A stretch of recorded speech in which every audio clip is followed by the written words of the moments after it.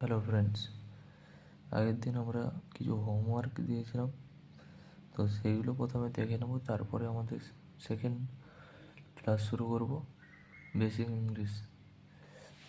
কালকে হোমওয়ার্ক ছিল আমি প্রতিদিন ইংরেজি শিখি, আই লার্ন ইংলিশ এভরিডে। সে অফিসে কাজ করে, he works in in an office. তুমি কি ইংরেজি বোঝো? Do you understand English? কালকে এই তিনটে আমরা হোমওয়ার্ক, আজকে তারপরে আমরা পড়বো সেকেন্ড ক্লাস। সেকেন্ড ক্লাস শুরু হচ্ছে।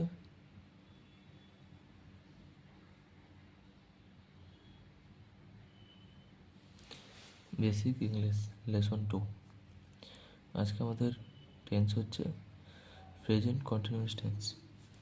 এই সময়ে যা হচ্ছে বা এখন করছি তা বোঝাতে ব্যবহার করি প্রেজেন্ট কন্টিনিউয়াস টেন্স।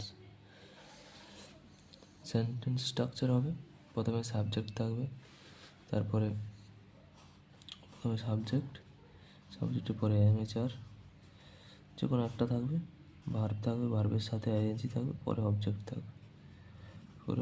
থাকবে।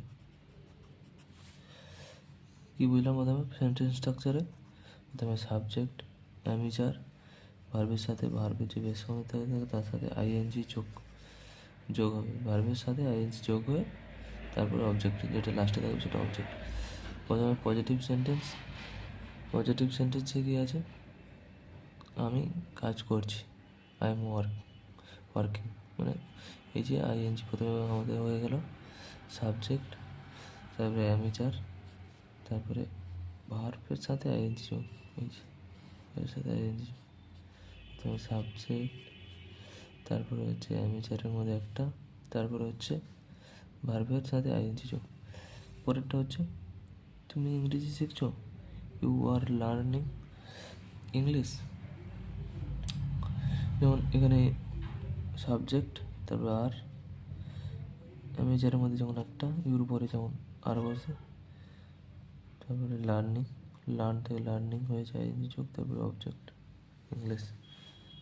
সেকেন্ড হচ্ছে অফিসে কাজ করে, আমি এক্সাম্পল হিসেবে দিলাম, এটা আপনারা ওকে করে মেসেজ করবেন, কমেন্ট করবেন। পরের টপিক হচ্ছে নেগেটিভ সেন্টেন্স স্ট্রাকচার হবে সাবজেক্ট, এম থেকে am not, is not, are not, তারপর ভার্ব, আইএনজি যে অবজেক্ট। এখন কি আছে? এর এক্সাম্পল হচ্ছে আমি এখন কাজ করছি না, আই অ্যাম নট ওয়ার্কিং না। তুমি শুনছো না, ইউ আর নট লিসেনিং।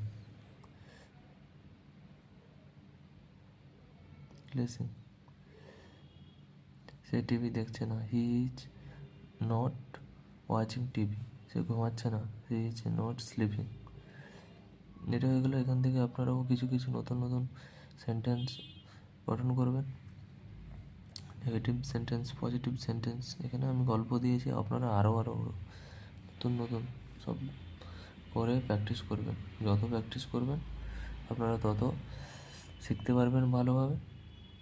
পরের টপিক হচ্ছে আমাদের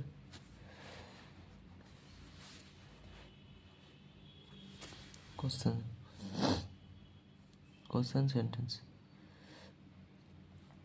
প্রথমে কী হবে? কোশ্চেনে কী হবে? প্রথমে অ্যামেচার plus subject plus verb plus ING যোগ। কী হচ্ছে? এর এক্সাম্পল হচ্ছে তুমি কি এখন কাজ করছো, আর ইউ ওয়ার্কিং নাও। মানে কী হচ্ছে? প্রথমে অ্যামেচারের মধ্যে একটা ইউ ওয়ার্কিং, ভার্ব, তার সাথে আইএনজি যোগ নাও,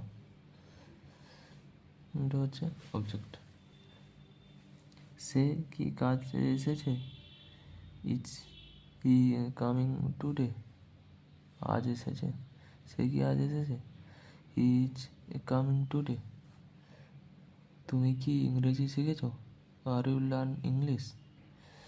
যেন একটা কোশ্চেন মার্ক দেবেন, you are learning English. Learning মানে আইএনজি যোগ, লার্ন থেকে লার্নিং আইএনজি যোগ হচ্ছে প্রত্যেকটা ভার্বের সাথে। সে কি ফোনে কথা বলছে, is she talking on phone. তো আমি এখানে কিছু পজিটিভ নেগেটিভ কোশ্চেন যুক্ত সেন্টেন্স দিলাম। তো সেখান থেকে আমি অল্প অল্প করে দিয়েছি, আপনারা কম করে প্রত্যেকটা থেকে 5টা 5টা করে আরও বাড়িয়ে আরও প্র্যাকটিস করুন। যেগুলো শেখাচ্ছি ডেলি ওগুলো প্র্যাকটিস করুন। পরের হচ্ছে আমরা কমন স্পোকেন ইংলিশ শিখবো। I am coming, I am going home, please wait, I am working.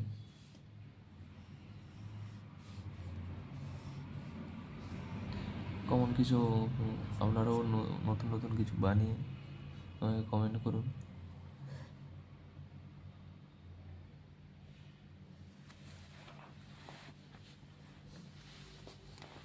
তাহলে আজকে আমরা কি শিখলাম?